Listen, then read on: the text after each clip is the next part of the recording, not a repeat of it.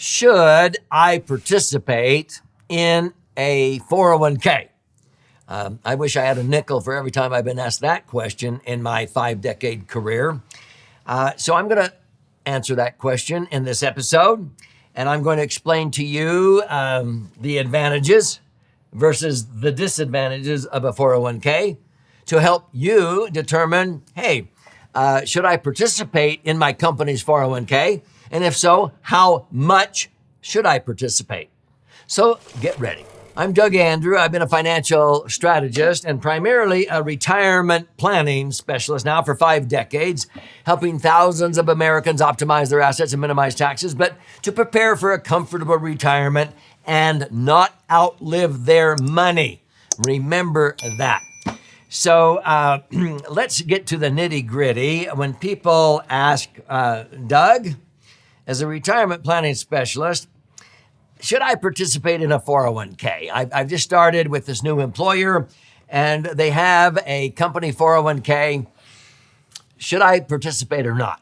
Well, it's not a cut and dried answer, but I usually start out by outlining the 3 big pros of a 401k, but also the 3 big cons, okay? The advantages and the disadvantages of a 401k. Are you ready? So when we look at a 401k, that's a qualified plan. Qualified with who? The government, the IRS, okay? They get to call the shots and they dictate how much you can contribute in a given tax year or what percent of your income. You cannot touch that money without triggering tax or a 10% penalty until you're age 59 and a half. And they also dictate when you have to start taking out money, which is usually age 72, 73. And if you don't, the penalty is 50%, 50% on top of the tax. Why? Because they want that money out in tax before you die so they can tax it again when you do die. See, an IRA or 401k, in my opinion, is the best savings bond the government ever came up with for themselves because they're using you to invest money and they have a permanent tax lien on it. So you have to weigh, is that worth it? Okay, so what are the pros of a 401k? Well, you get to put in pre-tax contributions. So you don't have to pay tax on what you're contributing to a 401k. The difference with an IRA, you contribute to an IRA up to the limit and you get to tax deduct that. With a 401k, you don't deduct it because it's pre-tax in the first place, but it's basically the same net effect, okay? So that's the first pro. The second is it's going to grow tax deferred. Now, most IRAs and 401ks, they're tax deferred. The traditional ones is where 91% of Americans put money is in traditional IRA to 401ks, where it's deferred. And sometimes people think, okay, this sounds reasonable. And maybe the human resource person at the company goes, well, you want to defer because in retirement, you'll likely be in a lower tax bracket. Now, sounds reasonable at first, but frankly, that has not been true or axiomatic now for over 30 years. Most savers, people who actually save money in 401ks, are not in lower tax brackets when they retire. And I'll explain why. And so that's not a correct premise. You're not going to be in a lower tax bracket if you do save money. But that is deemed a pro. That's what they tell you. The third is possible matching. And they usually word it this way. Well, your employer here, we will match you 50 cents on the dollar or dollar for dollar on the first 6%. So if you contribute 6% of your income, if you're making, let's say 100 grand, 6%, if you contribute 6,000, we're going to contribute 3,000 at a 50% match. That's free money. That's a 50% rate of return. No, it isn't. You're starting out with 50% more. In actuality, what your employer is doing in a 33% tax bracket, they're simply covering your tax liability on that contribution. What do I mean by that? if you put in a dollar and they match you 50 cents, you got $1.50. You pull out that $1.50 and you're going to owe 33% in tax on it for most Americans. And so they basically covered your tax on what you contributed, okay? But you didn't get a 50% rate of return. You get whatever rate of return you're going to get thereafter. You just started out with 50% more. You don't get a compounded rate of return of 50%. So sometimes these pros are a little bit smoke and mirrors, okay? And you need to see through that. But these are the three biggest pros that you hear to contributing to a 401k. Now, sometimes you'll see, fairly smart, wise people say, the best advice I ever got was from my father, who said, sock away money into a 401k as soon as you possibly can, or to an IRA. Now, that was good advice. What the person was saying is start saving money. If that person actually knew there was a far better way to save money totally tax-free, they would give the same advice, start socking away money as soon as possible, tax-free. But because they simply don't know what they don't know, they just say into a 401k because that's what 91% of Americans do, and we have a tendency to follow the herd. Okay. Now, you've probably heard me on this channel many times say that I've never owned an IRA or 401k, and I never will. I've never owned a Roth IRA 401k, and I never will, because I don't like these strings attached. What are the strings? Well, with a 401k, a qualified plan, you can only set aside a certain dollar amount, a certain percent of your income. You can't touch the money before age 59 and a half without a 10% penalty and paying tax. If you don't use the room in a given tax year, you lose it. I don't like those restrictions. And so I choose to have a non-qualified retirement plan. And my favorite vehicle is a property structured max funded IUL. And it has way more advantages, and you're going to see. So it actually has advantages that overcome the cons or disadvantages of 401ks. What are the three big disadvantages of a 401k? Well, it's going to be taxed upon withdrawal. Okay. Now, folks, again, you're told, well, down the road, don't worry about it till you're likely going to be in a lower tax bracket. No, most savers are not in lower tax brackets. Why? Because those people who save money, they're going down the highway with one foot on the gas pedal and the other foot on the brake pedal. They don't even know they're doing it. They're putting money in tax-deferred IRAs and 401ks, and they're simultaneously putting the foot on the brake. They are killing their tax deductions. Most people, by the time they retire, they've killed all of their mortgage interest deductions because they paid off their house or their real estate. They're not contributing money to IRAs or 401ks during retirement, so you don't have those deductions anymore. If you're a business owner and you sold your business, you don't have those deductions anymore. Your kids are gone. Or if they move back in as adults, you can't deduct them anymore. And most Americans can see the writing on the wall because of irresponsible government spending and the printing of money. Most Americans, when I ask them, how many of you think that taxes in the future will likely be lower, I get nothing but crickets.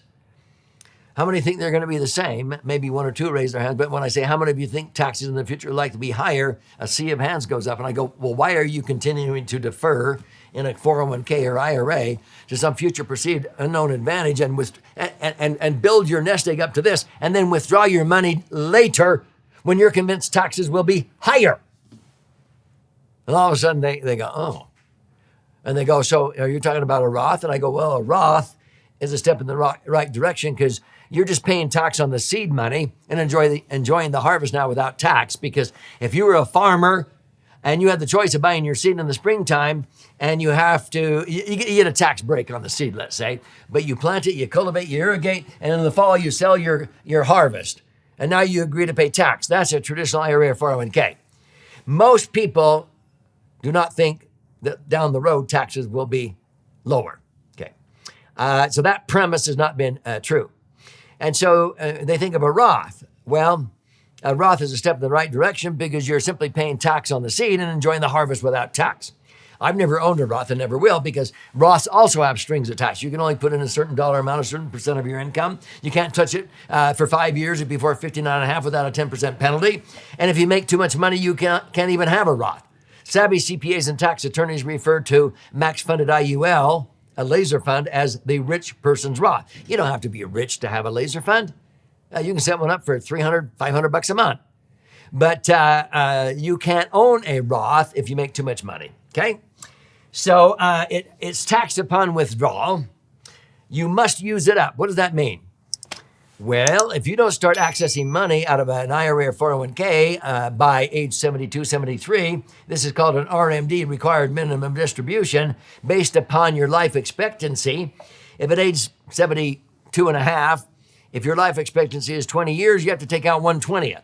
But the next year, you have to pull out 1/19th, 1/18th. You have to keep pulling out more and more money to get the taxes over and done with sooner than later, because the government has been waiting for that piece. They've been counting on that tax revenue. And if you don't pull it out, they'll penalize you 50%, 50% on top of the tax. Whoa.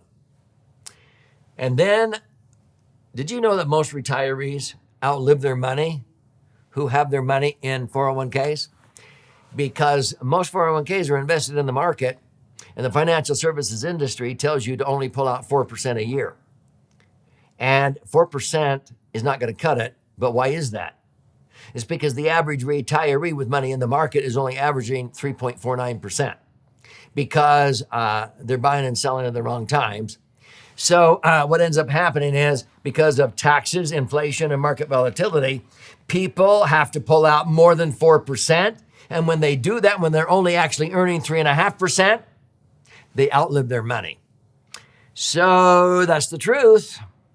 So what do I prefer? Well, I like max-funded IUL because I can usually earn a rate of return of 8 to 10%. $1 million nest egg can generate $80,000 to $100,000 a year of tax-free income. $1 million in a 401k, or if you roll it over to an IRA, at a 4% payout, which is what the financial services industry will restrict you to. If you take more than 4% out, they're going to make you sign a waiver, a hold harmless, that you will not sue them for outliving your money. Now, that's the truth. You pull out $4,000, 4% of $1 million is $40,000. You pull out $40,000 in a 25% bracket, you'll pay $10,000 in tax. You net 3%. $30,000 a year to buy gas and groceries. That's pathetic. I can show you on the same million how to have $90,000 a year of tax-free income. How much more is $90,000 than $30,000? Because the $90,000 is tax-free. It's three times, 300% more money. That's why I will never own an IRA or 401k or a Roth, because I can do far better with max-funded IUL, because it's totally income tax-free. My clients who do this, they can, for every $1 million they accumulate in an IUL, they can generate $100,000 a year of tax-free income if they live to be 120. The same amount of money in an IRA or 401k, $1 million at age 65. In a 33% bracket, they have to pull out $150,000, pay tax of a third, 50, to net 100. That $1 million nest egg will be gone, drained dry by age 76. And after that, they'll be relying on Social Security, charity, welfare, or their children for support. And one of two in a baby boomer couple will likely live to age 96.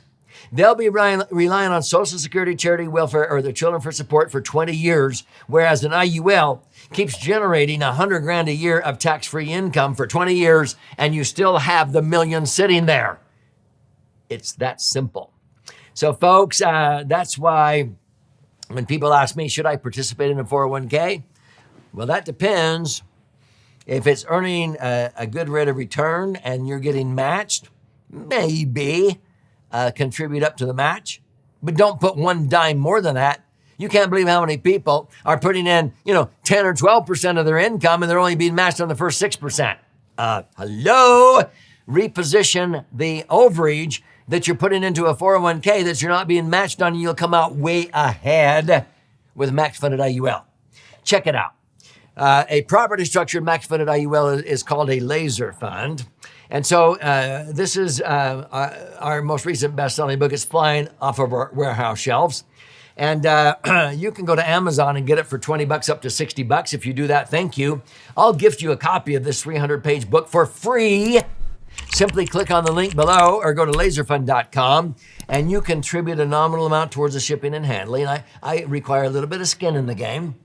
And I'll pay for the book. I'll fire out a hard copy to you via priority mail.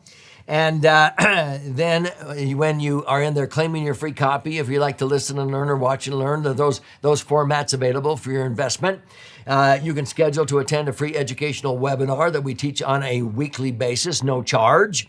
You can even schedule an appointment to talk to an IUL specialist, and they'll show you the difference and compare the same amount of money in a 401k or an IRA versus an IUL laser fund, and how much better off you'll be down the road taking income, and how much longer it will last, and why so many people end up with double, triple, and even quadruple the retirement income using IUL versus a 401k.